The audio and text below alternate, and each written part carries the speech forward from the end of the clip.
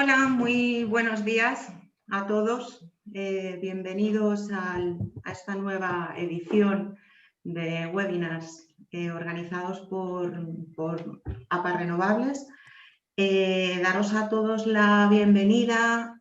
Bueno, ya sabéis que en este webinar de hoy vamos a tratar un tema de máxima actualidad, como son pues, el desarrollo de las curvas futuras del mercado eléctrico y cómo van a compaginarse con la financiación y cómo van a afectar a la financiación de proyectos de energías renovables. Antes de empezar con el webinar, recordaros que tenemos una nueva edición el próximo 8 de noviembre, donde vamos a tratar el tema de revamping. También comentaros que tenemos en marcha el Congreso de Energías Renovables. Vamos a celebrarlo el 1 y 2 de diciembre. Os daremos más información en futuros correos y en futuras comunicaciones que realizaremos con vosotros. Comentaros también que en el caso que queráis realizar algún tipo de consulta, pues las podéis lanzar en el chat de preguntas y respuestas que tenéis abajo en la pantalla. Todas estas preguntas, respuestas, vamos a intentar solventarlas, sobre todo por parte de Antonio, después de la presentación. En el chat también tenéis un cajetín abajo, podéis presentaros, podéis hacer networking entre vosotros.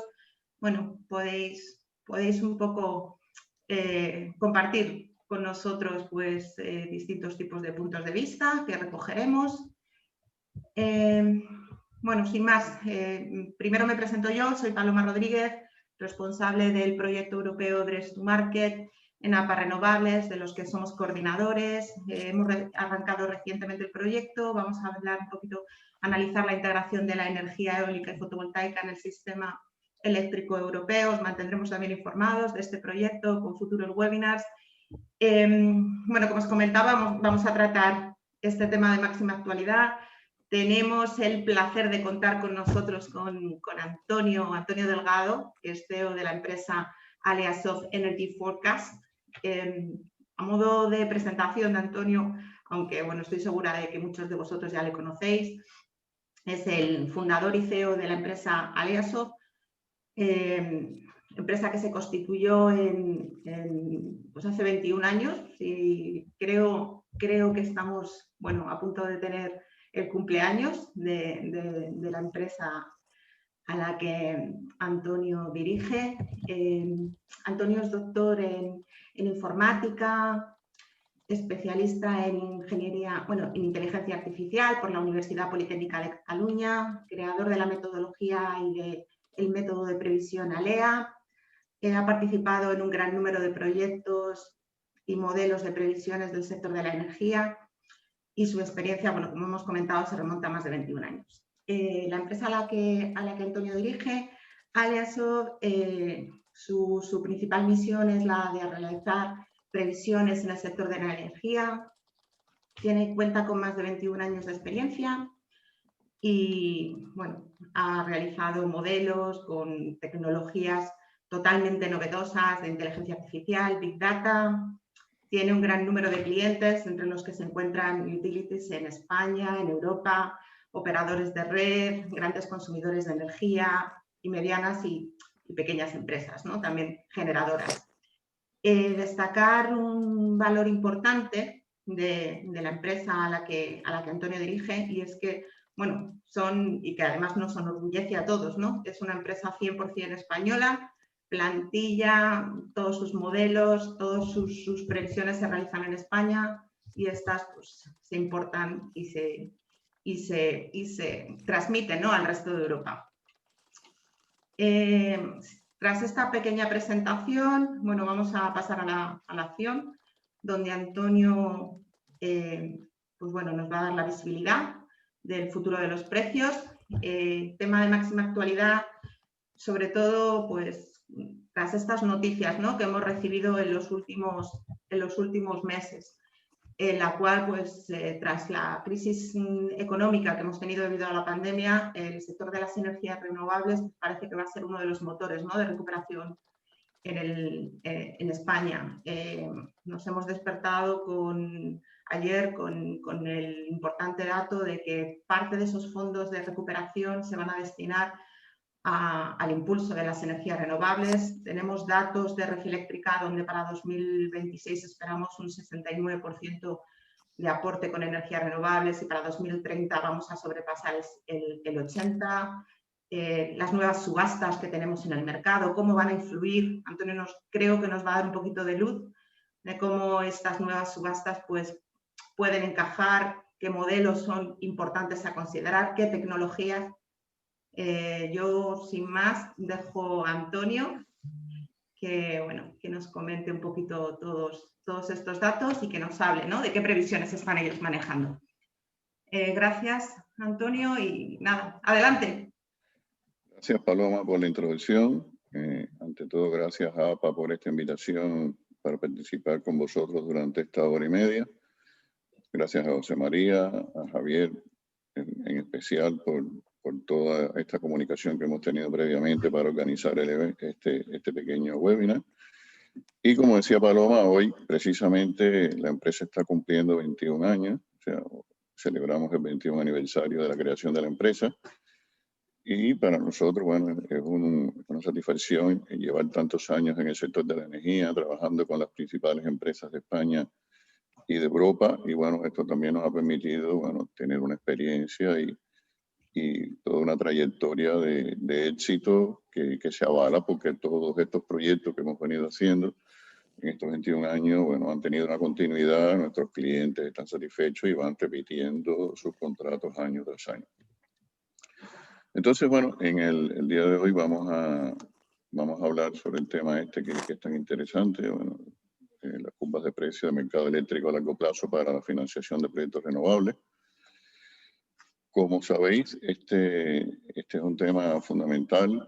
Estamos dirigiéndonos a APA, que está formada por productores, empresas que producen electricidad, y es fundamental el papel de las previsiones en todos los horizontes y de todo tipo de variables para ver cuál será el futuro a corto, medio y largo plazo. Además que con todo este contexto que hemos tenido de la pandemia, se ha creado una gran incertidumbre también en el medio y en el largo plazo, y vamos a intentar en esta exposición este tema también poderlo dar algún tipo de luz en este sentido, cómo vemos el futuro, cómo vemos la recuperación de cara a los próximos años y sobre todo el tema de los precios eléctricos y las perspectivas de los proyectos renovables en el futuro. Entonces, primero vamos a comenzar a hablar sobre la empresa brevemente. Nuestra empresa, como decía, se cumple 21 años. Trabajamos en todos los horizontes de previsión, en el corto, en el medio y en el largo plazo. Últimamente, en los últimos 2 años, estamos haciendo más énfasis en los medios, en distintos eventos que participamos en el largo plazo y en la financiación, pero tengo que recordar que nuestros orígenes están en el corto plazo. Precisamente hace 21 años comenzamos haciendo previsiones de demanda de corto plazo. En aquel momento, hace 21 años, la demanda era muy importante. Recordemos que no había renovables. Y bueno, nos desarrollamos en todos los horizontes, nos desarrollamos tanto en lo que es la previsión de demanda como la previsión de precios, también y previsión en todos los horizontes de lo que son las energías renovables, ¿no? Tanto la producción eólica, producción solar, producción hidráulica, o sea, todo tipo de variables relacionadas con el sector de la energía. Hacemos previsiones en el corto plazo, desde el tiempo real, hasta el largo plazo, con un horizonte de 30 años. Aquí brevemente una imagen de algunos de los clientes más importantes que hemos tenido en estos 21 años. Tengo que señalar especialmente Endesa. Con Endesa, un día como hoy comenzamos a trabajar hace 21 años, desde el mismo día de la creación de la empresa, y hemos trabajado para ellos en estos 21 años de forma consecutiva, renovando todas estas cosas que están instaladas desde hace 21 años algunas. O sea, hay modelos de previsión que están instalados en Endesa o usan en Endesa desde hace 21 años de forma consecutiva cada día. También, bueno, tenemos que señalar que las dos otras empresas importantes de la península, en este caso Iberdrola y Naturgy, que en sus orígenes era Unión Fenosa y Gas Natural, también han sido clientes durante más de 20 años. Y bueno, aquí está, como podéis ver, las principales empresas, las más grandes, las medianas y las más pequeñas de toda la península. Y también, bueno, queremos señalar que trabajamos para todo tipo de gente que está involucrado en el sector de la energía, TCOs, utilities, distribuidoras, traders, retailers, comercializadoras, grandes consumidores, electrointensivos y, bueno, en general cualquier tipo de generador también. También fondos de inversión, bancos, o sea, cualquier agente que esté involucrado en el sector de la energía en Europa, bueno, puede contar con nuestros servicios y como se puede ver aquí, tenemos en explotación en este momento unos 400 modelos. Quiero brevemente plantear algunas cosas sobre el tema metodológico que utilizamos, porque pensamos que es una pauta a seguir en lo que se requiere para un sistema de previsión. Es imprescindible que estos sistemas de previsión estén basados en una metodología científica, eso es fundamental, que las previsiones sean coherentes o sean consistentes, que quiere decir que si nosotros hacemos trimestralmente unas previsiones de largo plazo, esas previsiones tienen que tener una coherencia entre sí, o sea, no pueden cambiar bruscamente de un trimestre a otro por algún tipo de input intrascendente. Y la otra cosa importante es, bueno, la experiencia en el sector de la energía, que bueno, en este caso contamos en el caso nuestro, con 21 años. Otro tema también, desde el punto de vista metodológico, es que estamos trabajando con las metodologías científicas más importantes que podemos plantear. Por ejemplo, regresión, es importante conocer bien los principios de la regresión, los modelos econométricos. La teoría de Bosch-Jenkins es fundamental, los modelos ARIMA, incorporarlos en nuestro modelo fue un paso importante. En general, toda la base estadística de la estadística clásica es imprescindible para tener un buen modelo. Y quiero mencionar especialmente el tema de la inteligencia artificial, que estamos utilizando estos modelos basados en inteligencia artificial, como decía, desde hace 21 años, con buenos resultados. En este momento tenemos 400 modelos. Después hablaremos algo más del tema de la inteligencia artificial. De forma general, aquí podemos ver una idea general de lo que es la metodología. O sea, nosotros en este caso, desde el punto de vista externo, nos clasifican como una consultora. Nosotros en realidad somos una fábrica de modelos. O sea, nosotros tenemos una serie de herramientas propias que nos permiten crear en relativamente un corto periodo de tiempo un modelo tanto de corto, medio y largo plazo, tanto de precio de demanda como de producción renovable. Y bueno, aquí hemos puesto en estos bloques, vamos a decir, la parte fundamental de, bueno, cómo se construye un modelo. Esta es una pequeña parte nada más. Quiero decir también que estos modelos, que en una parte tienen una base estadística o de inteligencia artificial, también toman en cuenta, bueno, todo el tema regulatorio, todo el tema de lo que va a haber en el futuro, los nuevos fenómenos, el coche eléctrico, la subasta, las nuevas capacidades. O sea que no solo tenemos en cuenta el pasado, tenemos en cuenta el presente y también tenemos en cuenta los cambios futuros que vamos a tener. Para que no se vea el modelo ALEA como una caja negra, hemos puesto esta slide que lo que representa es, bueno, haciendo un zoom de un caso muy particular de lo que sería una neurona del modelo ALEA. ¿Vale? Entonces aquí, bueno, esto es una ecuación que parece complicada, pero es simple. Esta ecuación se puede complicar mucho más si hay estacionalidad, si hay integración, puede haber incluso dos estacionalidades, con lo cual esta fórmula tendría igual unos 10 o 12 parámetros. Y aquí, bueno, lo más interesante es esta parte de aquí que tiene que ver con la media móvil, que es una de las partes que introduce la metodología de Bosch-Jenkins. Nosotros pensamos que si hay una metodología de previsión que no tiene en cuenta los aspectos fundamentales de la estadística clásica, los aspectos fundamentales de la metodología de Bosch-Jenkins, esa metodología tiene una carencia importante. Sobre el tema de las previsiones, hemos estado pensando, bueno, en APA, que son productores de energía, de distintas tecnologías, bueno, ¿qué puede necesitar en el campo de las previsiones. Entonces, una de las cosas fundamentales, muy importante, es el tema de la gestión de riesgo. La gestión de riesgo es algo intrínseco del tema del trabajo en el sector de la electricidad, en el sector de la energía. ¿Por qué? Porque nuestro precio, el precio de mercado, tiene una variabilidad en el medio y en el largo plazo, producida por el tema, por ejemplo, de que el año sea seco o húmedo, el tema de los drivers externos, como son el Brent o el precio del gas que influye, si tenemos más demanda porque el año es frío o menos demanda porque el invierno es cálido. O sea, tenemos una serie de variables externas que influyen y producen una variabilidad. Aquí tenemos una imagen que puede ser, por ejemplo, el Q1, por ejemplo, del año 2021, ¿no? Entonces, esta área sombreada, ¿qué quiere decir? Bueno, esta área sombreada aproximadamente representaríamos lo que es el 15% o el 85%, y es una idea del riesgo que se corre, por ejemplo, yendo a mercado, ¿no? O sea, si nosotros somos un generador, por ejemplo, nos ponemos en este caso, ¿no? Si somos un generador y vamos a mercado, tenemos un problema, que el precio puede ser bajo, ¿vale? O sea, hay una probabilidad, un 15%, que el precio, en este caso, esto es ficticio, dije Q1, por decir un valor, puede ser el año 2021, o puede ser enero, puede ser cualquier mes, es simbólico. ¿Qué problema tenemos? Bueno, que el precio puede ser bajo, hay una probabilidad de que el precio sea bajo, y estamos corriendo este riesgo. O sea, eso es un problema de ir a mercado, que después veremos con más detalle cuáles son las alternativas.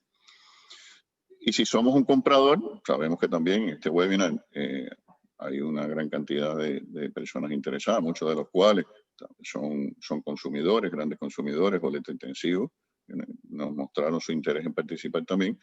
Ellos también corren un riesgo. O sea, ¿qué pasa? El precio puede ser alto y hay una probabilidad de un 15% de que el precio sea mayor, en este caso de 46.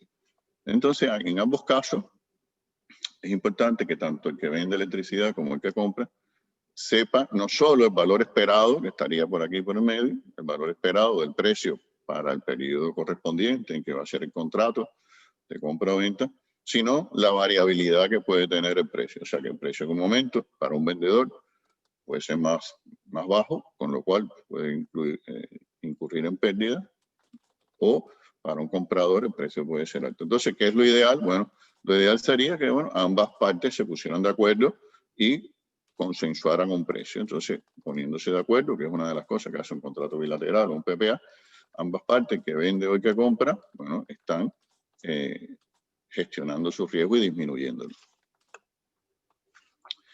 Aquí, bueno, también, como habíamos mencionado, el PPA es una forma de gestionar ese riesgo para el que vende y para el que compra. Y también, como veremos después, el PPA también es una herramienta fundamental para la financiación de los proyectos renovables, ¿vale? O sea que el PPA tiene dos objetivos. Gestión de riesgo, o sea, disminuir mi riesgo de ir a mercado directamente, y el otro objetivo es, bueno, búsqueda de financiación para proyectos renovables con un determinado riesgo.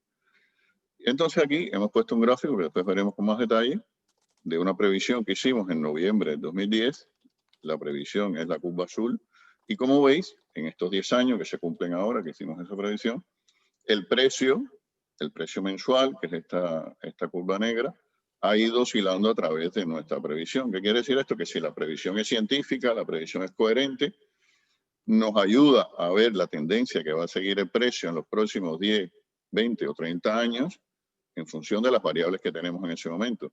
Y también es importante ver estas bandas de confianza, en este caso el P15 y el P85, que nos dan también una información muy importante. O sea, no solo tenemos que centrarnos en el tema del valor central, el P50, la media esperada, sino también en las bandas y la oscilación que pueda haber. O sea que para acotar el riesgo es fundamental tener en cuenta el valor central y también la banda máxima y mínima. Y llamo la atención, porque después también lo veremos con más detalle, que esas bandas también tienen que tener una coherencia y una métrica estadística. O sea, no vale con decir que la banda baja es un escenario estresado, porque escenario estresado puede haber infinitos escenarios estresados. Pero a partir de unos escenarios medios, sí podemos decir científicamente que hay una probabilidad de que el precio sea más bajo que esta banda. Bueno, y eso se ve también en la historia. Tenemos que señalar que esta previsión se hizo hace 10 años, cuando no había PNIEC, cuando la fotovoltaica prácticamente era inexistente, cuando había un proceso de sustitución de la producción eólica que iba sustituyendo a la producción de gas, a la producción de carbón. O sea, hay una serie de cambios regulatorios que han existido y como se ve, la previsión de precio, bueno, es muy coherente. Hay una cosa también importante que queremos señalar de cara a las previsiones de largo plazo, que son fundamentales tener una buena previsión de largo plazo cualquier empresa a partir de un volumen de inversión en renovables. Entonces, por ejemplo, el modelo financiero, o sea, cualquier modelo financiero, no solo es importante tener un escenario bajo para ir a buscar financiación, sino todas las personas, los CFO de las empresas, los responsables de la empresa, tienen que saber esa cartera renovable que estamos construyendo, qué valor tiene. O sea, entonces, bueno, aquí tenemos el tema de la valoración. La valoración es fundamental. O sea, nosotros sabemos, tenemos que saber exactamente cuánto vale nuestra cartera. Pensemos que una diferencia de un 5% arriba, un 5% abajo en el precio estimado a 15, 20 o 30 años, bueno, hace que nuestra cartera tenga también una gran fluctuación en lo que es su valoración. Y esto es fundamental para, bueno, cualquier aspecto relacionado con una auditoría o una due diligence, en el caso que quisiéramos vender la empresa, quisiéramos vender una parte de la cartera, tener en cuenta que necesitamos unos inputs externos de un especialista que garantice que el precio que se está diciendo es un precio neutral y que es un precio, vamos a decir, aceptado por las entidades bancarias o por las entidades que hacen las auditorías. Es fundamental para cualquier tipo de inversión o merchant acquisition, y esto también se puede hacer a partir de contratos bilaterales. O sea, si nosotros queremos hacer cualquier inversión y necesitamos, vamos a decir, una garantía de futuro, es posible que tengamos que hacer contratos bilaterales. Los contratos bilaterales, por lo general, son a menos corto plazo que un PPA y son más sencillos. O si ya es a más largo plazo, bueno, también ese input, como dijimos anteriormente, de previsión de largo plazo, nos servirá para hacer este PPA y que ese PPA nos ayude a buscar la financiación. En el tema queremos mencionarlo también, para hacer trading, o sea, si una empresa tiene una cartera grande de renovables o de otro tipo de tecnología además, por lo general tiene capacidad de información como para hacer un determinado trading y también para hacer cobertura. ¿Qué quiere decir esto? Que se pueden ver en función de las previsiones de precio de largo o de medio plazo determinadas oportunidades de comprar o vender energía en mercados de futuro, en el mercado spot o a través de contratos bilaterales o, como dijimos también, de PPA. Lo que pasa es que el PPA, al ser un poco más largo plazo, es más rígido para hacer el trading. Y entonces, bueno, como decíamos aquí, todo esto permite, estas previsiones de precio y estas previsiones de volatilidad permiten minimizar el riesgo y buscar oportunidades de buscar un beneficio. Aquí tenemos dos imágenes de previsiones de medio plazo, pero entonces estas previsiones hemos dado un salto cualitativo y ya no solo vamos a un valor medio o vamos a un valor de una banda de confianza de P15 o P85. Este es un salto cualitativo. Aquí es un ejemplo de una previsión que se hizo previamente de Q2 de 2019. Este sería Q3 de 2019. Y entonces aquí se ve, por ejemplo, que la variabilidad del precio es alta. O sea, puede estar, bueno, aquí tenemos entre un 15 y entre un 45 y un 55, ¿no? Aquí vemos el P15 que estaría en 47 y el P85 estaría en 53. O sea, hay una gran variabilidad. Y esa variabilidad si la conocemos, si tenemos estas herramientas de previsión científica que os comentábamos, pueden ser una oportunidad. O sea, una oportunidad para comprar en el momento adecuado, para vender en el momento adecuado y, desde el punto de vista estadístico, ir garantizando unos determinados, vamos a decir, ingresos adicionales teniendo en cuenta estas herramientas. Aquí tenemos, por ejemplo, en ese momento teníamos el valor de mercado, estaba en este entorno de 51. En este momento, en el de Q3, el valor de mercado cuando se generó estaba en 52. No obstante, la realidad, bueno, fue más baja. Esto fue lo que pasó en realidad en el Q2 y esto fue lo que pasó en realidad en el Q2. ¿Vale? Entonces, estas herramientas, si yo la hubiera tenido, hubiera visto, bueno, es que este precio es relativamente caro porque está a la derecha del valor esperado. Entonces, eso me permite, si vendo o compro, saber si un valor, el valor que está en el mercado o que me ofrecen una contraparte en un contrato bilateral o en un PPA, podemos ajustar si ese valor es caro o es barato, ¿no? En función de que si compro o vendo. Una cosa que queremos prestar especial atención es el tema de las bandas de confianza. Como decíamos antes, es importante que tengan una métrica estadística. O sea, nosotros en nuestros reportes, tanto los de medio como los de largo, siempre tenemos en cuenta este factor, ¿vale? Entonces es importante saber, evidentemente, cuál es el P50, el valor medio que coincide aproximadamente de cara al futuro, pero también que las bandas de P15 o P85, pero que también pueden ser de P10 o P90, cualquier banda la podemos construir a la medida de las necesidades. Es importante esta métrica, o sea, no solo esto es un valor bajo. Este es un valor que lo que está indicando es que la probabilidad de que el precio esté por debajo de ese valor es un 15%. Este valor indica que la probabilidad de que el precio esté por encima de esta franja es de un 15%, ¿vale? Entonces, hay una métrica, aquí tenemos en realidad 4 métricas debajo de en esta banda aquí, bueno, y además la métrica entre P15 y P85, o sea que tenemos con 3 curvas varias métricas que nos dan no solo valores, sino la probabilidad, con lo cual esto también es importante porque si tomamos decisiones y tenemos que rendir cuenta por esas decisiones, decimos, mira, esta decisión la tomamos porque utilizamos las curvas de precio de Aleasoft y bueno, en esas curvas se veía que la probabilidad era de tanto. No obstante, aunque la probabilidad sea de esta, bueno, el valor puede bajar por toda la variabilidad que hemos dicho que tiene o puede subir. Una cosa importante en los modelos que nosotros estamos difundiendo desde hace 21 años con esta buena calidad que os decía, de 21 años de explotación, es que los modelos están basados en un equilibrio. Y esto es fundamental. Esto es fundamental para analizar el pasado, el presente y el futuro. El mercado lleva más de 21 años y está en equilibrio. Y eso se logra ¿por qué? Porque hay muchos agentes que venden, muchos agentes que compran, los que venden están en competencia, los que compran están en competencia. O sea, hay una competencia total entre los que venden y los que compran. Y también hay un equilibrio, bueno, de oferta y demanda básica en cualquier tipo de mercado. Eso es fundamental. Y también tenemos un equilibrio adicional que son los inversores. O sea, los inversores siempre están mirando las curvas futuras de precios para ver si sus inversiones son rentables o no son rentables.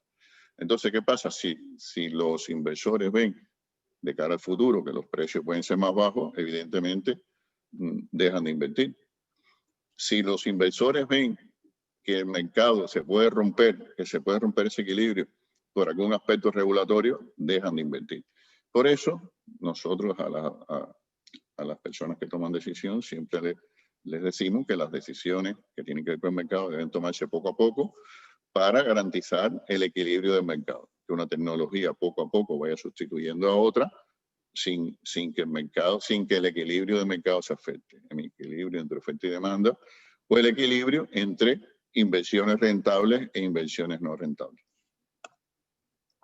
Bueno, para no extendernos mucho, aquí tenemos una serie en el modelo nuestro, pero que es un modelo general, porque esto lo tiene que utilizar todo el mundo, están las variables fundamentales, ¿no? Que generan este equilibrio, ¿no? Entre lo que es la demanda y lo que es la producción, ¿no? Están en equilibrio. Los precios de las commodities también es fundamental de cara al futuro. Y también, bueno, las condiciones de la red desde el punto de vista estructural, desde el punto de vista regulatorio, también hay que tenerlas en cuenta de cara al futuro, por el equilibrio ese que decía entre inversiones rentables e inversiones no rentables. Esto, bueno, poco a poco lo podemos ir viendo y también en las preguntas al final también podemos contestarlas. Una cosa fundamental que tenemos que tener en cuenta es que Europa es un mercado que está integrado. Europa es un mercado que está integrado. Si las conexiones fueran infinitas entre los países, el precio sería un mismo precio cada hora en toda Europa, desde Portugal hasta Polonia. Sería el mismo precio. Lo que pasa es que al tener interconexiones, vamos a decir, que no satisfacen todo lo que es el flujo que puede haber entre un país y otro, bueno, se producen distintos precios en cada uno de los países. No obstante, para hacer nuestras previsiones de precios, primero hacemos Francia y Alemania, que es el corazón eléctrico de Europa, y a partir de ahí, bueno, con todas las interconexiones, se hace el resto de países a nivel anual, después a nivel semestral y mensual, y al final, por último, a nivel semanal y horario. O sea, nosotros podemos hacer previsiones a 30 años, hora a hora. O sea, 30 años, pensemos, ¿cuánto tarda en transcurrir 30 años? Algunos de los que están aquí igual no llegan a 30 años. Y podemos hacer esa previsión hora a hora a partir de este tipo de modelos integrados y además modelos coherentes. O sea, nuestras previsiones, si las hacemos para 10 países simultáneamente, son coherentes. ¿Por qué? Porque tienen en cuenta los mismos inputs fundamentales y toda la interconexión presente y futura. Y aquí, bueno, una última imagen de esto que habíamos planteado. Este precio con la coherencia que decíamos, ¿no? Está hecho, este punto es noviembre del 2010 y vemos cómo durante muchos meses el precio fue pasando. Y eso que en este periodo se introdujo el 7%, se quitó el 7% durante un tiempo, se volvió a incluir el 7%. También se introdujo durante un tiempo el céntimo verde, se quitó el céntimo verde para los ciclos combinados, se dejó para el carbón. Y a pesar de todos estos cambios regulatorios que hemos tenido y a pesar de todas las fluctuaciones y toda la energía renovable, esta curva azul es muy coherente. Quiere decir que estos modelos, como decía, basados en la historia, basados en las variables previstas para futuro, tienen una gran calidad y una gran coherencia. Entonces ahora, esta tercera parte, brevemente quisiéramos hablar sobre el tema de la recuperación en la crisis, las perspectivas en el sector de la energía. Desde hace unos meses estamos impartiendo unos webinars, más o menos cada 4 o 5 semanas, y es un tema que estamos tratando tanto directamente nosotros como ponentes, sino también, bueno, vamos invitando a bancos, a grandes empresas, a distintas personalidades para que hablen de las perspectivas futuras y la recuperación. Entonces, brevemente voy a tocar las variables más importantes para ver dónde nos encontramos. Este es un zoom, vamos a decir, un zoom, una gran vista del precio del petróleo año a año, ¿no? Vemos que hemos retrocedido a 2005 más o menos, este sería el precio estimado para el 2020, ¿vale? O sea, vemos el precio de aquí cómo ha tenido, bueno, un gran deterioro. Aquí hacemos un zoom. Hemos pasado de lo que es el horizonte anual a un horizonte mensual. Y podemos ver aquí, bueno, la evolución del Brent. Y aquí un zoom ya semanal donde se puede ver la caída producida por la epidemia, la pandemia esta del COVID, ¿vale? Hasta aquí los precios estaban por encima de 60, a partir de más o menos enero, febrero, se ve, bueno, una gran caída del precio del Brent hasta llegar a menos de 20. Y aquí vemos, bueno, que se ha producido una recuperación y que estamos ya, bueno, en el entorno de los 40 euros. Estos datos están actualizados esta semana. Aquí tenemos la presentación sigue. Lo que es el gas, y vemos también lo mismo, o sea, desde el 2005 la evolución que ha sido bastante oscilante en los precios del TTF, y aquí hacemos un zoom semanal donde se ve también una cierta recuperación. O sea, aquí se ve la caída. Bueno, esto es interesante. Aquí tenemos lo que sería, aquí habíamos partido de un año relativamente alto, inicio de 2019, por encima de 20 euros el megavatio, y después, bueno, se ve una caída durante el 2019 de prácticamente más de un 50%. Después se produjo una pequeña recuperación y después otra caída acentuada en esta zona, sobre todo por el tema de la pandemia, que bueno, azota a nivel mundial. El gas, como sabéis, es un vector fundamental en el precio y se nota mucho cuando el precio baja o el precio sube en el precio. Aquí se ve una recuperación, o sea, estamos ya en valores pre-COVID, que es lo importante del mensaje que queremos transmitir, ¿no? O sea, hemos tenido una crisis en lo que son los vectores, en lo que es el precio, en lo que es la demanda, pero existe una recuperación en lo que son al menos los mercados de energía. Aquí vemos en el caso de las emisiones de CO2 también cómo ha sido. Aquí tenemos una visión general desde el 2008, o sea, cómo fue la evolución. Aquí tenemos el zoom de los valores semanales a partir de enero del 2019. Y aquí, bueno, en este caso hubo una caída en los precios de las emisiones de CO2. Y después, bueno, aquí a partir de ya de mayo, junio, estos valores se han recuperado, incluso están por encima de lo que teníamos antes del COVID. Aquí vamos a hablar de los futuros. Los futuros han tenido una variación a partir del tema de la pandemia que vemos como tal. Y vemos cómo lo que es el futuro, o sea, el futuro a largo plazo, hay independientemente de toda la crisis que hemos tenido, vemos cómo hay una convergencia a $55 el barril. ¿Vale? Entonces, vemos también de cara al Brent una cierta recuperación. Evidentemente, los valores altos estos que teníamos pre-COVID o del año 2019 no se han vuelto a alcanzar y tampoco se esperan, ¿no? El futuro del gas, que es, como decíamos, uno de los vectores más importantes, tenemos aquí una determinada, vamos a decir, un trasciente que ha ocurrido por la epidemia. No obstante, se ve en todos los futuros que han ido convergiendo y están en el entorno de los 15 euros megavatios. O sea, que se ve también como el gas a nivel internacional ha recuperado unos niveles pre-COVID. Aquí tenemos el CAL 21, que es importante, una referencia para distintos países de Europa. Vemos que todo en lo que es febrero o marzo, ha habido un valor relativamente bajo. España es el color este que está aquí, creo que es magenta.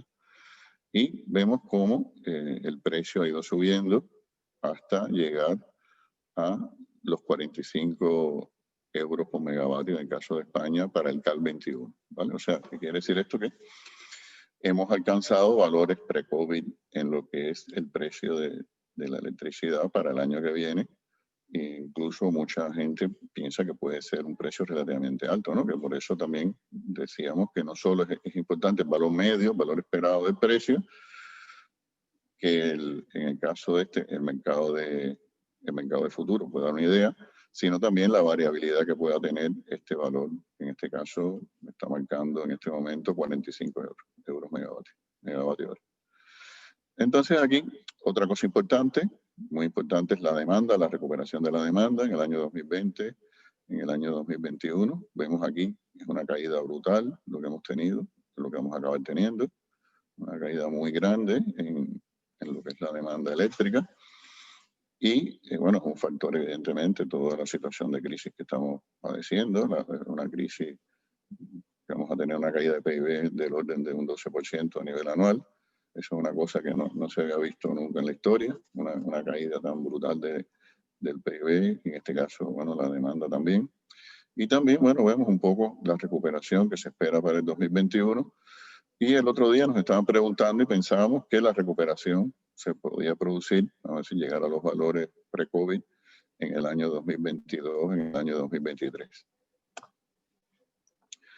Una cosa fundamental que a todos nos preocupa, sobre todo los productores, los desarrolladores, los inversores, en el tema de las renovables, bueno, ver qué ha pasado durante toda esta crisis y poscrisis de cara a los proyectos renovables. Entonces aquí, bueno, esto no queremos entrar mucho en detalle, ya lo hemos mencionado. Vamos a ponernos de cara a los productores de APA. Nuestra misión es vender electricidad y también buscar financiación para nuestras nuevas inversiones, ¿no? de renovables. Entonces, bueno, tenemos dos alternativas: ir a mercado o hacer un PPA. Como dijimos anteriormente, hacer un PPA es bueno desde el punto de vista que se hace una gestión de riesgo, se minimiza el riesgo de que el precio, en este caso, pueda tener una bajada, se garantiza un precio durante 10, 15 o 20 años, en dependencia de la contraparte que tengamos. Y la otra ventaja que tiene es que el banco nos da financiación. O sea, por lo general los bancos dan mejor financiación si se hace un PPA con una contraparte y esa contraparte a su vez tiene unas buenas garantías. En ese caso, el banco nos da mayor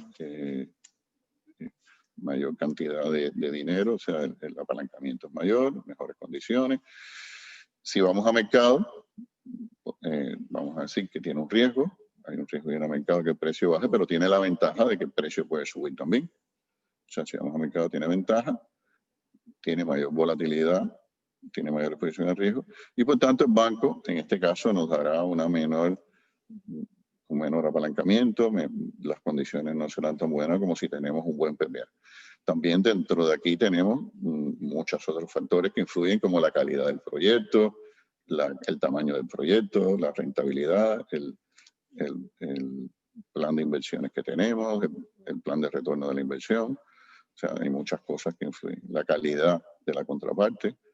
En todo eso influye para, bueno, que las condiciones dentro de una gama de PPA o de merchant sea mayor o menor. Y aquí hemos querido representar un project finance en función de la variabilidad del precio, ¿no? Esto sería una determinada simulación hecha en el 2030. Tenemos, este sería el año, un ejemplo de los precios que pueden oscilar alrededor de un valor en un año determinado, en este caso el 2030. Tenemos también, tenemos también lo que es la producción, que tiene también una variabilidad, una producción, o sea, en función de las condiciones, puede ser mayor o menor la producción que tengamos. Hacemos una convolución, tanto de los precios hora a hora, como de la producción hora a hora, una simulación o varias simulaciones en nuestros modelos, y eso da un ingreso, ¿vale? Entonces este ingreso, como veis, no es un punto, este ingreso es una curva, o sea, el ingreso puede ser menor si el precio es menor o la producción es menor, y el precio será mayor si el precio de mercado es mayor y también si la producción es mayor. Entonces, por eso es importante la calidad de las previsiones de precio que podemos hacer en el 2030, en el 2040, en el 2050, porque estos ingresos que estamos planificando, y evidentemente mientras más ingresos, mayor rentabilidad de nuestro proyecto, bueno, nos van a facilitar en este momento mayor acceso a la financiación, mejores condiciones, vamos a decir, más tranquilidad para los accionistas. En general, esa previsión nos va a garantizar mayor estabilidad desde el punto de vista de nuestros números, de cara a una auditoría, de cara a una due diligence, de cara a la valoración de nuestra cartera. Aquí hay algo que queremos también señalar que es muy importante, y es un poco lo que hacen las grandes empresas, las grandes utilities. Trabajan de esta forma. Las grandes utilities generan gran cantidad de energía, de muchas tecnologías, y en general, si hacemos un zoom de cualquiera una de ellas, todas venden en el corto plazo, todas van al mercado directamente, todas venden en el medio plazo, en mercados de futuro o a través de bilaterales, y también en el largo plazo, o sea, todas las utilities así. PPA a largo plazo y también, bueno, contratos bilaterales o también van al futuro. Entonces esto lo mostramos hace un tiempo en un webinar que hicimos, bueno, y es bastante didáctico. ¿Qué quiere decir esto? Que no todo es PPA, que estaría en la parte más alta, ni todo es ir a mercado, ¿no? Que sería la parte esta más abajo, ¿no? El día ahead. O sea, en el medio creemos que si diversificamos nuestra producción en distintos mercados, vamos a tener una cartera mucho más robusta. Y si hacemos un proyecto financiero, evidentemente va a ser mucho más robusto con esta combinación que si solo lo hacemos yendo a mercado o si solo lo hacemos yendo a PPA a largo plazo. Otra cosa importante que queríamos transmitir está relacionada con el tema del techo, ¿vale? El techo que nos estamos planteando en general cuando escuchamos otros webinars o alguna publicación. Pensamos que el techo de producción renovable está en el mercado eléctrico español. Ahora estos días también hicimos alguna noticia sobre este tema, ¿no?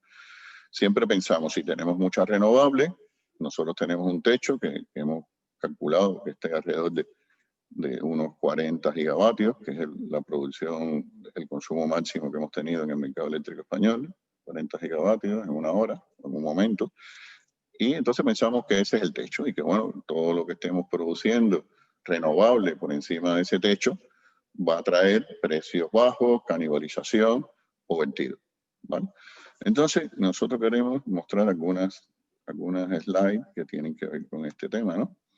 Y tiene que ver con el tema de las energías, de que hay otras energías, ¿vale? Nosotros no tenemos que centrarnos solo en el sector eléctrico, tenemos que centrarnos en el sector de la energía. Y el sector de la energía se plantea que dentro de 20 o 30 años no va a generar gases contaminantes, va a estar sin descarbonización, cuando vemos que en realidad, bueno, hay una gran cantidad de... Hay un techo grande, o sea, por ejemplo, en transporte, que es el 37,4 en España, prácticamente todo funciona con derivados del petróleo, o sea que aquí hay un gran trecho para descarbonizar y después veremos cómo lo podemos hacer. Aquí tenemos la industria, que es un 23,3%, que también en 2/3 partes no está descarbonizada, ¿no? Entonces aquí, bueno, hay mucho por avanzar en este tema. El tema residencial también, hay otros consumos, pero sobre todo vamos a centrarnos en el transporte y en la industria. También, bueno, desde el punto de vista de energías primarias, vamos a centrarnos en España, aquí está la parte de Europa, a la derecha tenemos España. Aquí tenemos que el uso de fuel, de petróleo, estamos en el orden en España de un 42,8%, sobre todo, como dijimos, en la industria y en el transporte, y un 25% de gas natural. ¿Qué quiere decir eso? Que estamos centrados a veces en el sector de la electricidad. Y el sector de la electricidad es limpio. ¿Por qué? Porque ya prácticamente no tenemos carbón. O sea, tenemos gas y además gas producido en un ciclo combinado que es muy eficiente y poco contaminante, ¿vale? Entonces, aquí, sin embargo, en lo que son las energías primarias, vemos que, bueno, hay una gran cantidad de productos derivados del petróleo y todavía hay gas que podemos asumir. Si vamos también a los sectores, aquí tenemos desde el punto de vista del transporte, aquí nos estamos centrando en el transporte, vemos que casi el 70% del transporte es diésel. Entonces, ¿qué vamos a hacer nosotros en 10, 20 o 30 años para eliminar este diésel, ¿no? Que es que dijimos que era como un 40% del total de la energía consumida en España. Y aquí tenemos lo mismo, pero en la industria. Esto después vais a tener esta presentación con estos gráficos, lo podéis ver con más detalle, ¿no? Aquí tenemos que en la industria tenemos un 41% de derivados del petróleo como tal, ¿no? Que tenemos que reducir. ¿Qué quiere decir esto? Para los productores renovables de cara al futuro. Nuestro mensaje es de optimismo. No tenemos que preocuparnos por el techo ese de los 40 gigavatios del sector de la energía. ¿Por qué? Porque tenemos un gran consumo de energía primaria que podemos abordar, o sea, que podemos evacuar. No tenemos que hacer vertidos, sino podemos evacuar en forma de electricidad y en forma de hidrógeno, ¿vale? O sea, que vamos a apostar por el hidrógeno. Y también, bueno, tenemos las interconexiones que en un futuro van a crecer unos 7 gigas más, y España va a pasar de ser importador de electricidad a exportar electricidad. Un 200% más o menos. Y también dentro de Europa vemos, porque no nos detallamos en los gráficos de Europa también, o sea, el sector eléctrico europeo tiene un gran techo a partir del consumo de energías primarias en Europa, o sea, sobre todo en el transporte y en la industria, ¿vale? Después esto lo vamos a ir viendo. Aquí tenemos un gráfico que mostramos el año pasado en diciembre en el Congreso de APA, que bueno, lo vamos a ver brevemente, que este sería actualmente el sistema eléctrico europeo. Nosotros producimos gas a nivel europeo, consumimos carbón y también consumimos gas. Hay un sistema eléctrico europeo. El transporte, en este caso, utiliza una gran cantidad de productos derivados del petróleo. Europa consume a la semana 5.000 millones de este input, viene siendo unos 5.000 millones a la semana, 5.000 millones de euros, tanto para el transporte como para la industria. Y nuestra visión de futuro en el año 2050 es, bueno, un sistema eléctrico europeo que en este caso pueda exportar, no solo exportar en España hacia el resto de Europa, sino exportar a nivel mundial hidrógeno verde, ¿vale? O sea que nosotros podremos ser exportadores de electricidad limpia y bueno, de hidrógeno verde. Y el sistema gasista, en este caso, sería fundamentalmente un sistema gasista basado en el hidrógeno. Y que el transporte en su mayoría, para que sea limpio en el 2050, tiene que estar basado en el hidrógeno, ¿vale? Tanto el transporte como la industria, ¿vale? O sea que lo que ahora el transporte, sobre todo, que es el agujero negro, utiliza productos derivados del petróleo, que en su gran mayoría tendría que pasar a ser un transporte basado en el hidrógeno. Bueno, tenemos unas conclusiones, no vamos a entrar en detalle porque están las preguntas después al final. Y bueno, cualquier pregunta que tengáis después la podéis dirigir en la sección de preguntas y respuestas, o también al principio de la presentación estaba mi email, que podéis escribirme directamente si tenéis alguna duda.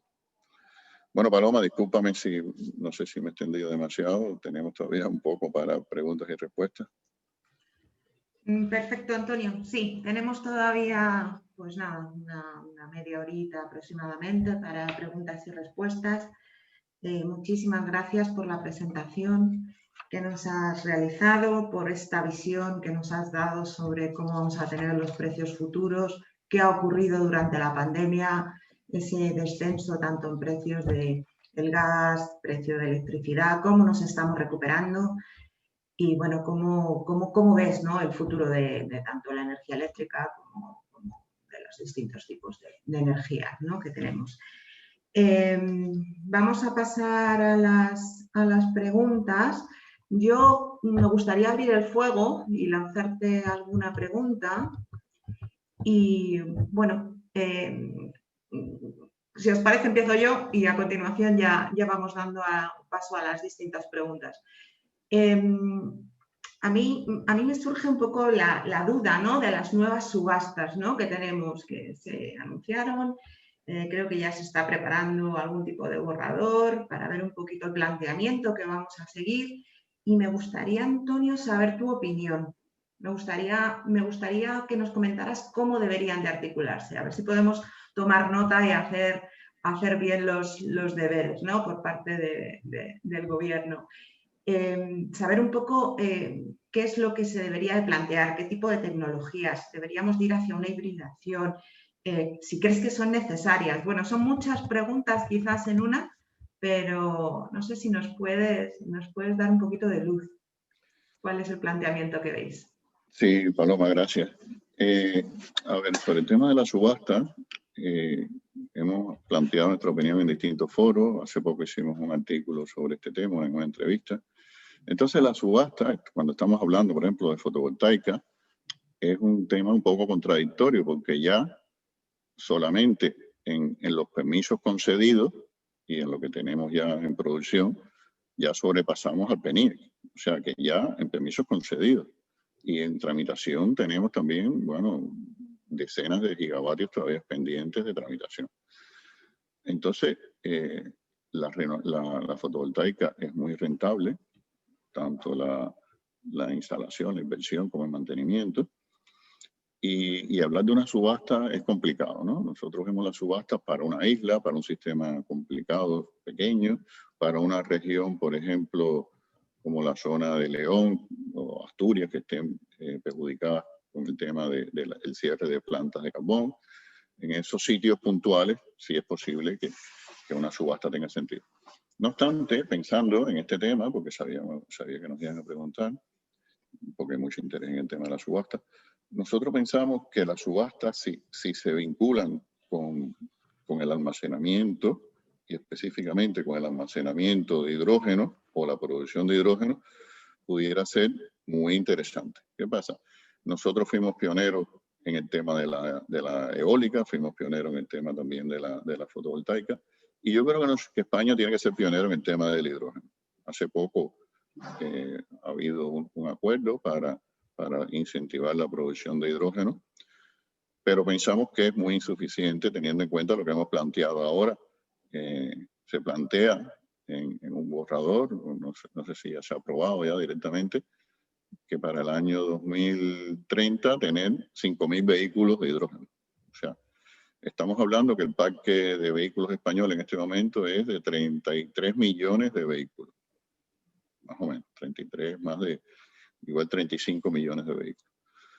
O sea, si el plan de aquí a unos años fuera de 1 millón, sería insuficiente también, 1 millón de vehículos. ¿Por qué? Porque tardaríamos 30 años en renovar todo lo que es el parque que tenemos, que es, desde el punto de vista, no es eléctrico. O sea, no solo estamos hablando de coches de hidrógeno, sino coches eléctricos, ¿vale? Entonces, tenemos que pensar cómo cambiar un parque de 30 millones de vehículos, ¿vale? O sea, entonces tenemos que pensar en millones. O sea, el Estado, con esta subasta, tiene que incentivar la demanda. O sea, no es incentivar la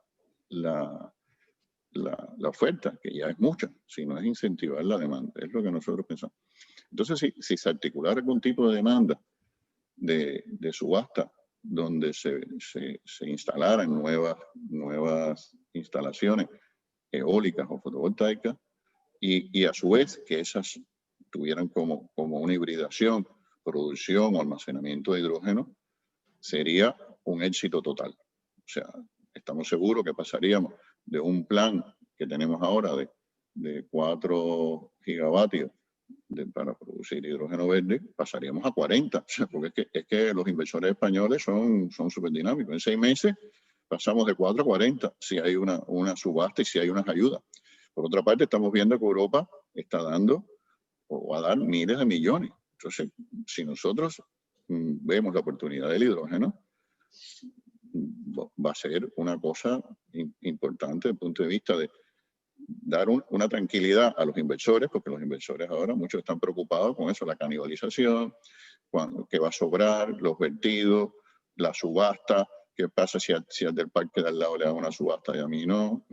Nosotros lo que pensamos es que hay que incentivar producción renovable relacionada con producción y almacenamiento de hidrógeno. Y además, también sería importante no solo el tema de que el precio no bajará a las 12 del día cuando todo el mundo esté produciendo, sino que exportaremos electricidad y exportaremos hidrógeno. Esa es un poco la visión.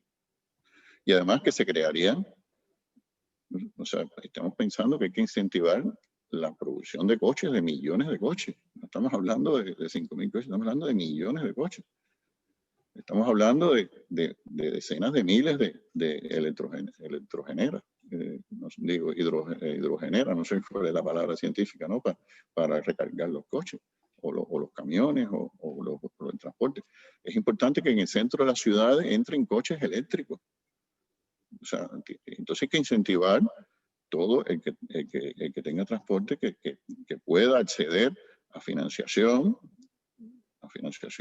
o ayuda directamente para comprar coches eléctricos o para comprar coches de hidrógeno y que a su vez tenga donde recargar tanto la batería como el hidrógeno. Entonces yo, volviendo a tu pregunta, yo me centraría en producción de hidrógeno, ayudar al máximo a la producción de vehículos renovables, en este sentido que utilicen hidrógeno verde o que utilicen batería.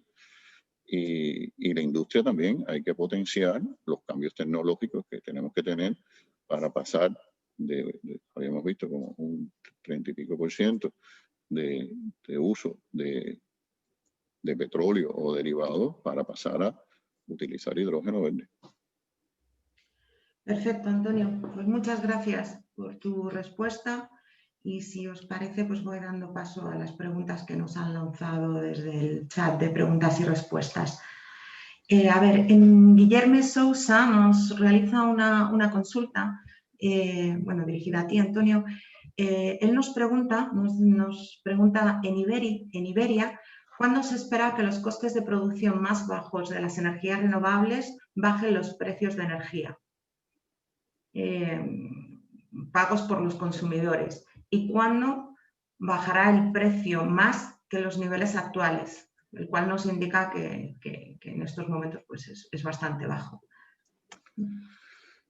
Bueno, a ver, nosotros, como dijimos en la exposición, somos partidarios de que hay un mercado y que ese mercado está en equilibrio, ¿vale? Entonces, ¿qué pasa? Que si el precio baja, incentiva la demanda, con lo cual deja de bajar, y si el precio sube, desincentiva la demanda. Igual pasa con los inversores. Si el precio baja, desincentiva las inversiones, y el precio sube, y viceversa, ¿no? O sea que hay un equilibrio perfecto, con lo cual, sinceramente, yo no esperaría precios bajos. O sea, los precios bajos se producen puntualmente, como hemos visto en el gráfico que mostramos anteriormente, en el 2013, en el 2014, en el 2016, o ahora en el segundo trimestre. O sea, los precios bajos siempre han existido, puntas de precios bajos por situaciones puntuales. Y también hemos visto puntas de precios altos, por ejemplo, en enero del 2017, por la crisis de las nucleares francesas y belgas, y coincidió con problemas en el suministro, en la red de suministro de Sonatrach, del gas que viene de Argelia. Y subieron los precios el mes de enero por encima de 70 euros el megavatio hora. Entonces, ¿qué quiere decir esto? Que el precio va a seguir teniendo volatilidad. No podemos esperar ni precios bajos de 20, ni precios altos de 60, a no ser puntualmente en un mes por una determinada coyuntura. O sea, que el que está esperando, yo le sugeriría que hable con nosotros y ya le explicaremos lo que va a pasar, ¿no? Con nuestros informes. Estupendo, Antonio.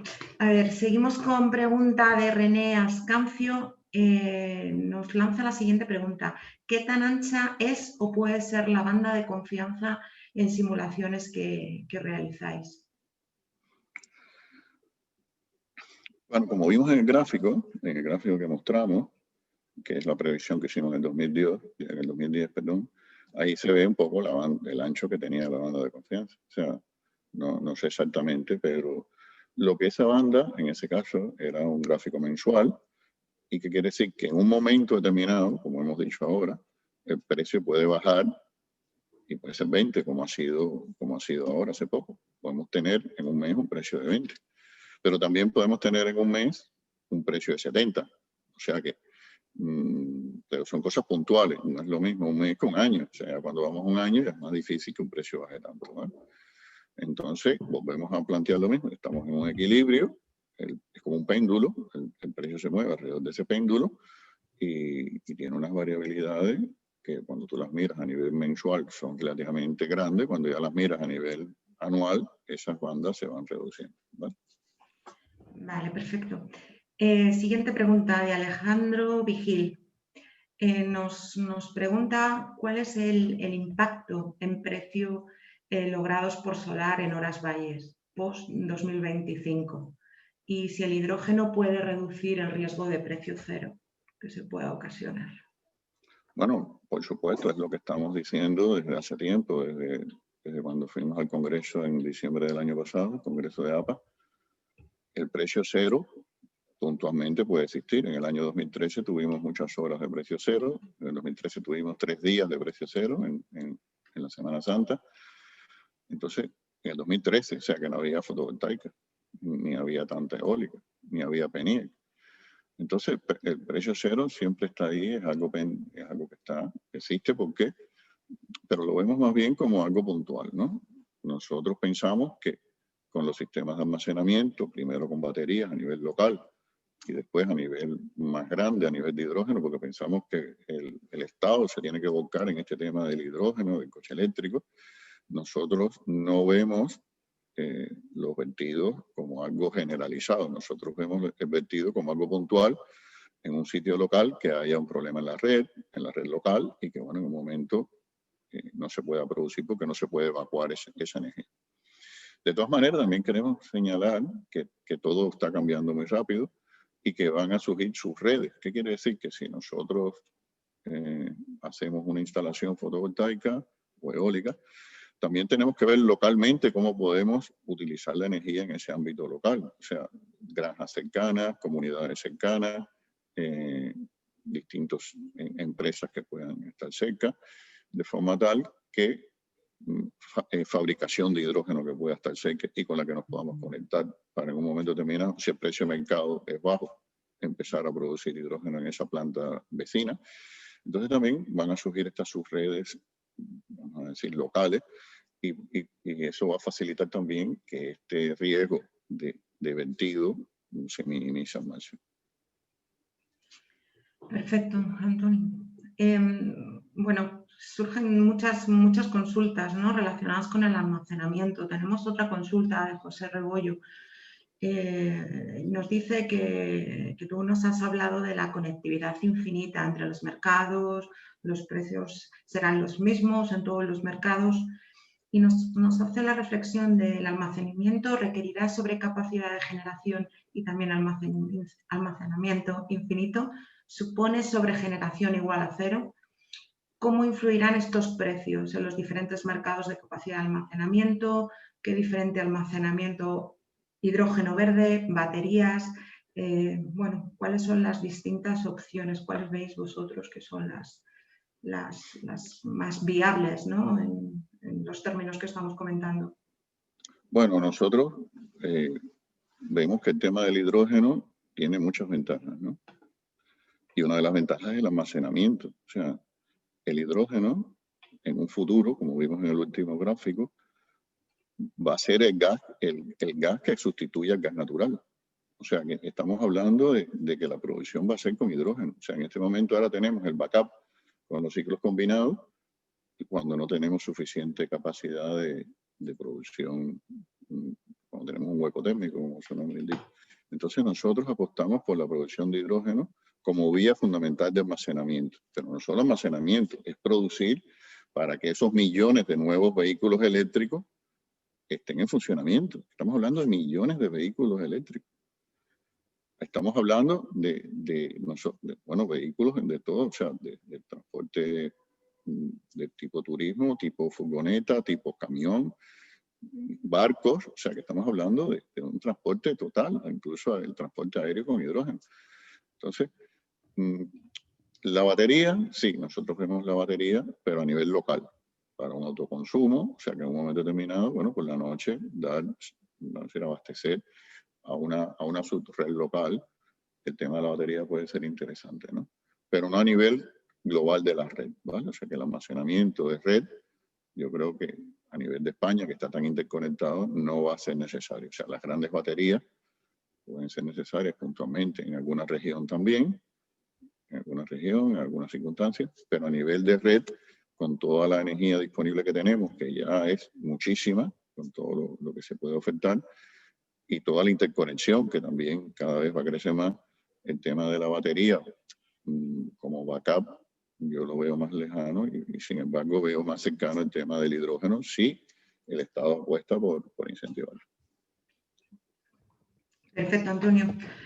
Bueno, a ver, tenemos otra pregunta de Ignacio Moreno Echanove, en la cual nos indica que Nicolás Nassim Taleb afirma que las epidemias son eventos fat trail, con efectos muy graves a largo plazo. Nos pregunta si vosotros habéis examinado estos modelos estadísticos para la recuperación de COVID, si habéis previsto, pues bueno, cómo va a afectar. Bueno, como habíamos dicho en la presentación, esto que ha ocurrido no tiene en la historia de la humanidad, bueno, historia reciente, ¿no? De la Edad Media para acá no tiene un punto de comparación. Bueno, las guerras mundiales han sido catastróficas, pero han sido más bien localizadas en unas determinadas regiones. Esta pandemia ha afectado a todo el mundo.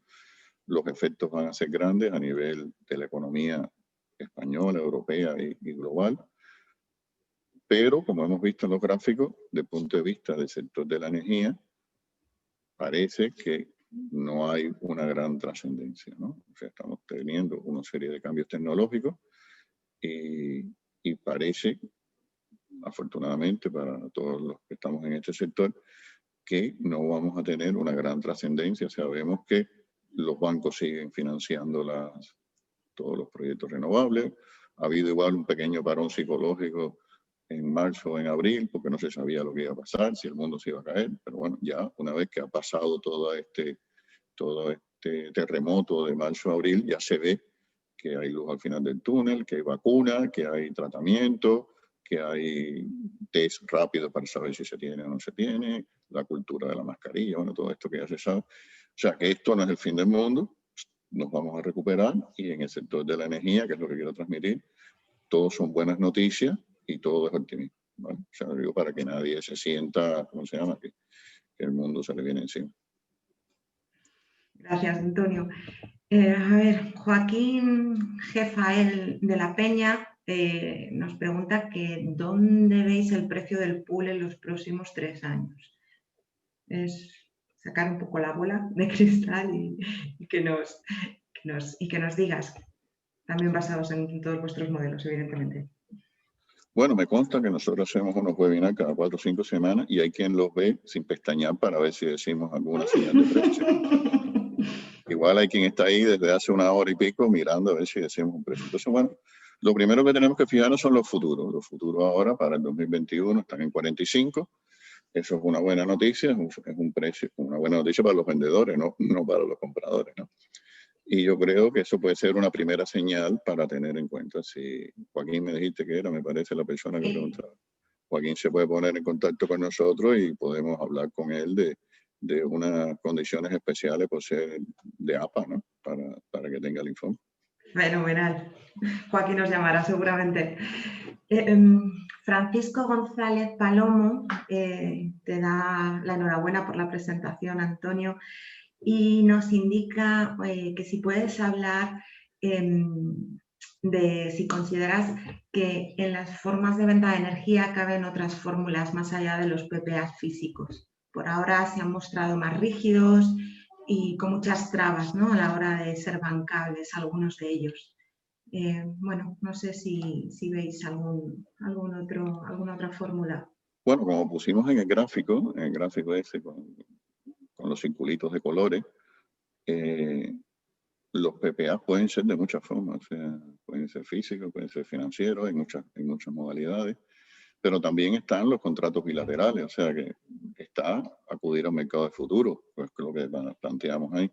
Y lo importante es tener diversificación, o sea que no podemos pensar en que toda la financiación venga de un sitio. Si nosotros hacemos un project finance robusto, teniendo en cuenta diferentes formas de vender la electricidad, y lo justificamos con unas previsiones de precios científicas, con un buen plan financiero, bueno, el banco lo tendrá en cuenta. Evidentemente el banco no va a prestar el 100% de la financiación, eso sería imposible, pero no solo hay que pensar en el PPA a 20 años, o sea, hay otras alternativas de búsqueda de financiación y de búsqueda de poner la energía en el mercado. Perfecto, gracias, Antonio.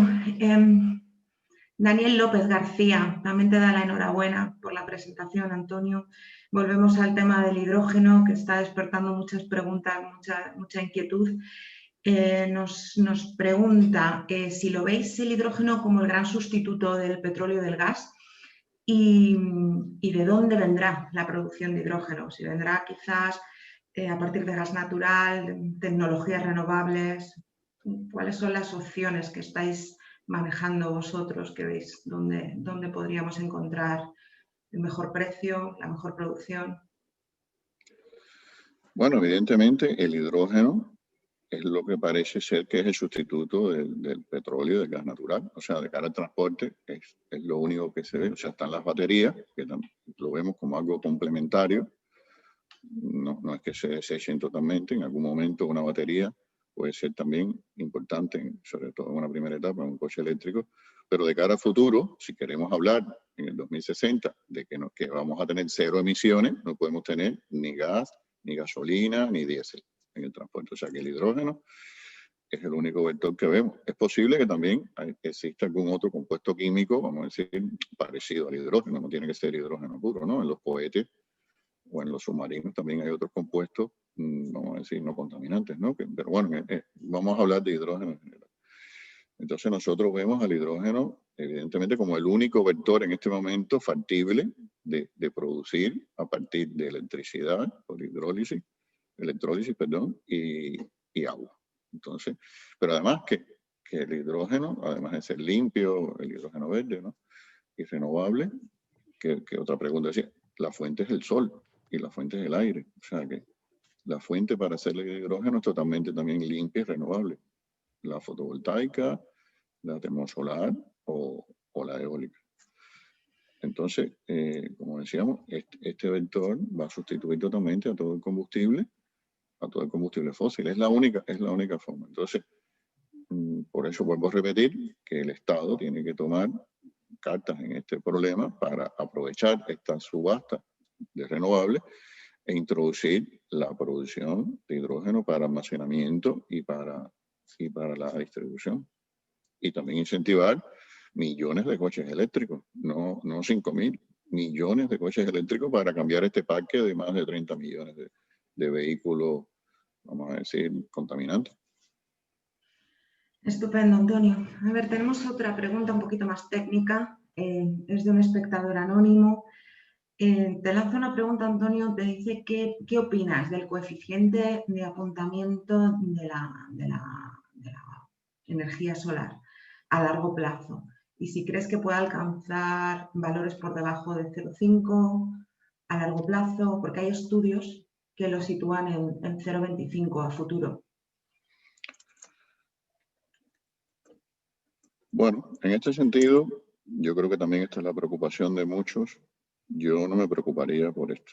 O sea, hay modelos que plantean el 0,5, el 0,25, pero bueno, son modelos con problemas. Son modelos que utilizan la tecnología actual e introducen el PNIEC y evidentemente los precios bajan en esos modelos y baja el apuntamiento. ¿Por qué? Porque estamos hablando de que hay una canibalización a las horas donde hay más producción solar sobre todo, ¿no?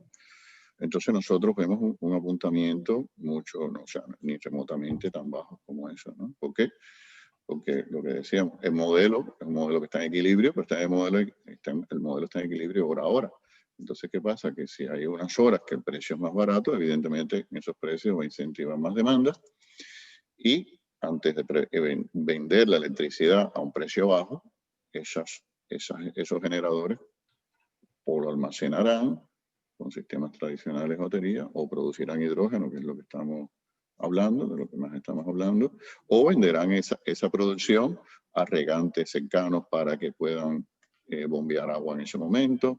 Entonces, bueno, hay muchas formas de pensar que esos apuntamientos, que lo que están diciendo que vamos a tener vertidos, porque claro, evidentemente, si el precio es muy bajo, no tiene sentido producir, entonces para mandarlo a la red, y entonces se van a buscar otros usos. Y por eso es importante el tema de que la subasta no incentivar producir con una garantía de que yo voy a cobrar aunque el precio sea cero, porque entonces lo que estamos haciendo dumping, a mí que me están pagando un suelo por producir aunque el precio sea cero, pero al de al lado no se lo están pagando y está teniendo un precio cero porque yo estoy produciendo en cualquier circunstancia y no me preocupo por producir hidrógeno, ni me preocupo por ir a las comunidades de regantes, ni por ir a la comunidad de vecinos de al lado para darle electricidad, cuando a mí la red no me da el dinero suficiente. Entonces es importante el tema de la subasta desde el punto de vista regulatorio, que no distorsione el precio del mercado.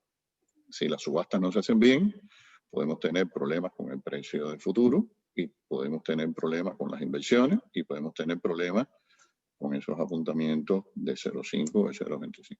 ¿Vale? Perfecto. Gracias, Antonio. Joan Garrel pregunta, ¿qué impacto estimáis que tendrán en los precios el hecho de que la mayoría de las nuevas plantas renovables no son gestionables?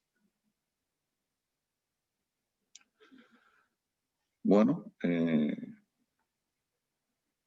si nosotros tenemos almacenamiento y tenemos producción de hidrógeno, son gestionables, porque entonces, si el precio es bajo, producimos o vamos a nuestra zona y vendemos la electricidad a otro precio. O sea, no hacerla gestionable es una primera aproximación sencilla, ¿no? Yo hago mi planta y me olvido de tener almacenamiento, me olvido de tener hidrógeno, me olvido de conectarse a mi red local para dar servicio a las comunidades de regantes, por ejemplo. Entonces, si yo estoy en esa posición, bueno, evidentemente puedo tener problemas, ¿no? Pero yo creo que hay que pensar en el sentido común, en el sentido emprendedor, y el Estado, vuelvo a repetir, tiene que ayudar a incentivar estas cosas, ¿no? Incentivar el almacenamiento, la hibridación y sobre todo el almacenamiento de hidrógeno y la producción de hidrógeno. Yo realmente no tengo acciones en ninguna fábrica de hidrógeno, ¿no? Yo lo digo porque pienso en ese futuro, ¿no? No por ningún interés personal. Yo creo que si nos están escuchando tomarán buena nota de todas estas reflexiones que se están haciendo hoy. Javier Monfort te envía la siguiente pregunta, Antonio. ¿Tiene sentido, en tu opinión, indexar con una previsión de IPC las proyecciones de precio de mercado que se dan en términos reales? Indexar con IPC no lo veo en este momento. Pero bueno, si Javier Monfort tiene alguna duda específica, que me llame y lo hablamos, ¿no? No indexar IPC, no, la inflación está muy controlada en Europa y no creo que ese sea el problema. O sea, el IPC yo creo que en este caso sería lo que menos me preocuparía a mí para una indexación. Igual indexarlo al gas puede ser más interesante para hacer una cobertura, pero IPC no. Pero bueno, si Javier Monfort quiere, lo hablamos. Perfecto. Pues Javier tiene una llamada pendiente contigo, Antonio. María Cuadrado nos pregunta, bueno, hace la reflexión y la pregunta, ¿no? A la vez, la continua incorporación de potencia fotovoltaica puede llevar a unas diferentes consideraciones de precio entre las horas en las que existe recurso solar y en las que desaparece. ¿Tiene que entrar en producción otras tecnologías? ¿Cuáles crees que son las más indicadas? Hidráulica, ciclos combinados. Bueno, a ver, el problema no, como hemos dicho varias veces, el problema no está en la generación renovable, cuyo techo es muy alto. No podemos decir que infinito, pero el techo de la producción renovable es muy alto. ¿Por qué? Por todo lo que hemos dicho de descarbonizar la industria y descarbonizar el transporte. O sea que tenemos que centrarnos no en otras tecnologías de producción, tenemos que olvidarnos de que el universo es el sector, el mercado eléctrico español. El universo es todo el transporte europeo y toda la industria europea. Ese es nuestro techo. Entonces, la incentivación tiene que estar dirigida a aumentar el consumo renovable. Pensemos lo que habíamos dicho. Sí, Europa consume 5.000 millones a la semana de productos derivados del petróleo. O sea, todos esos 5.000 millones tienen que ir hacia los inversores, hacia los desarrolladores fotovoltaicos y eólicos. O sea, estamos hablando de 5.000 millones a la semana que se van a dejar de importar para pasar a exportar. Perfecto. Manuel Ruiz nos pregunta, bueno, nos indica evidentemente que estamos hablando mucho del hidrógeno verde como una vía muy probable, muy futura de almacenamiento. Él nos pregunta cómo vemos el aire licuado, si también puede ser una opción a ese almacenamiento. Bueno, ya estaríamos hablando de otro tipo de tecnología mucho más puntual, ¿no? Pero puede ser, pueden haber otros tipos de almacenamiento, ¿no? Una cosa que dije también interesante que es el tema del bombeo. Podemos hablar con comunidades de regantes y bombear agua para uso doméstico, para uso industrial o para uso agrícola en nuestra comunidad, donde está nuestra instalación fotovoltaica o eólica. Y el bombeo de agua para esos usos, vamos a decir, doméstico o industrial o agrícola también es una forma también de bombeo, o de acumulación. Pero bueno, pueden haber otras tecnologías más, vamos a decir, más novedosas o más... En este caso, desde el punto de vista que plantea, no conozco el rendimiento, no sé, bueno, no quiero opinar de esto, pero tampoco lo veo como una cosa generalizable, ¿no? Vale. Sí, también Rubén nos apunta un poco en la línea de esta pregunta si veis el desarrollo de centrales reversibles hidroeléctricas también como opción, ¿no? frente a baterías o hidrógeno o lo que está apuntando Manuel, ¿no? El aire licuado. Creo que...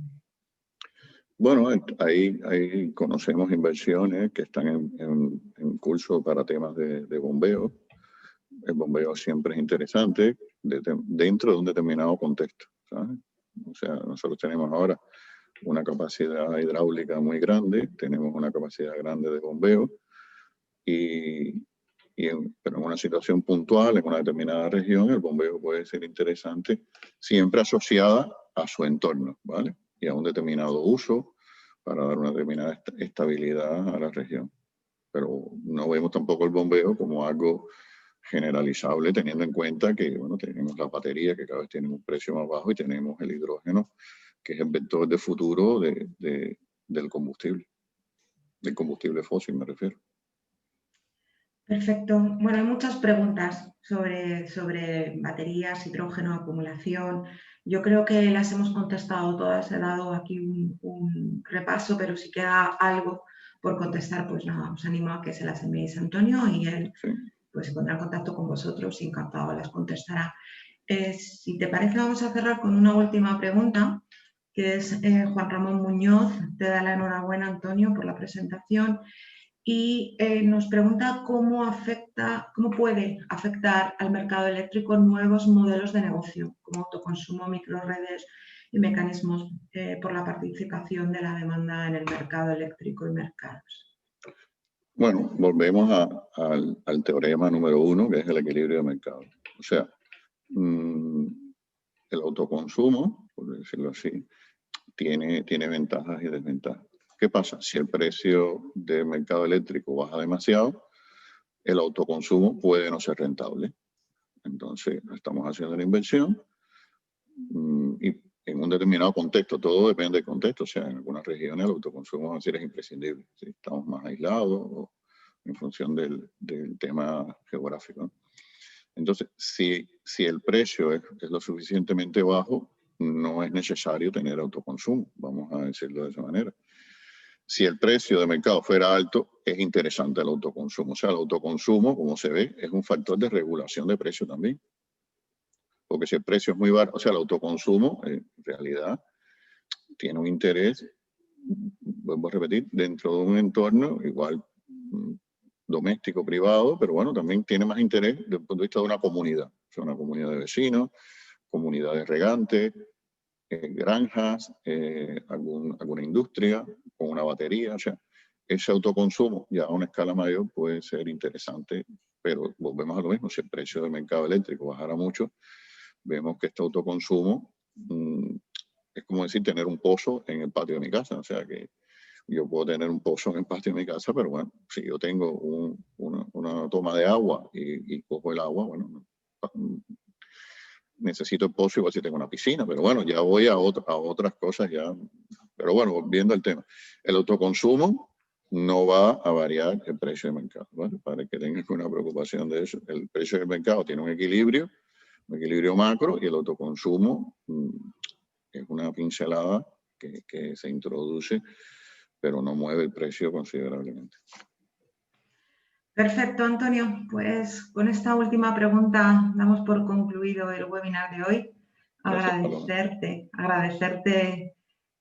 pues todos los temas que has puesto encima de la mesa, todas las respuestas que has dado a todas las preguntas que han ido surgiendo.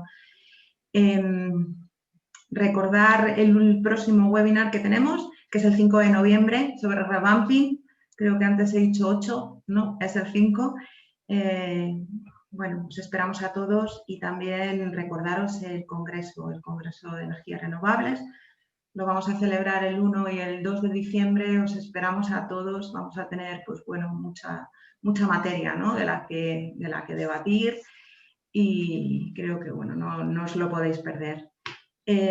Por último, indicar que hemos sido más de 350 participantes, daros las gracias a todos por vuestra participación, por vuestras preguntas y nada, nos vemos en la próxima edición y Antonio esperamos verle pronto.